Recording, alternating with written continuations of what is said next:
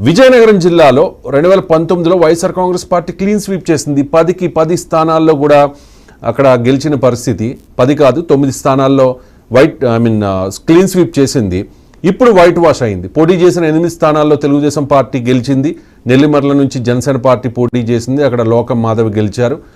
విజయనగరం జిల్లా నుంచి మంత్రి రేసులో ఉన్న వాళ్ళ లిస్ట్ ఒకసారి చూద్దాం. కిమిడి కళా వెంకట్రావు గతంలో పార్టీ అధ్యక్ష బాధ్యతలు కూడా చేపట్టారు. చాలా సీనియర్ నాయకుడు ఆ పార్టీలో.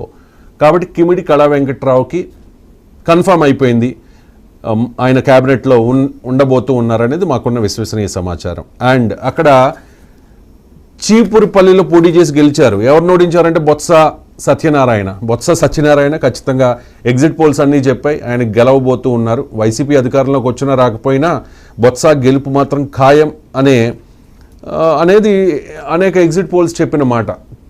అటువంటి బొత్సాను, ఆర్థికంగా బలమైన బొత్సాను, వైసీపీలో చాలా సీనియర్ నాయకుడిగా ఉన్న టాప్ 5లో ఒక నాయకుడిగా ఉన్న బొత్సాను ఓడించిన కిమిడి కళా వెంకట్రావు ఆయనకి అదనంగా ఉండే అర్హత ఇది. కాబట్టి కళా వెంకట్రావుకి ఆల్మోస్ట్ మంత్రి క్యాబినెట్లో బెర్త్ కన్ఫర్మ్ అయిపోయింది.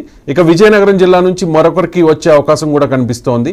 వారిలో ఉన్నది ఆశావహులు.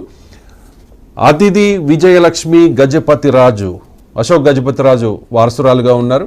మహిళా కోటాలో కూడా రేసులో ఉన్నారు. అలాగే జనసేన పార్టీ నుంచి గెలిచిన ఏకైక మహిళా ఎమ్మెల్యే లోకం మాధవి కూడా రేసులో ఉన్నారు.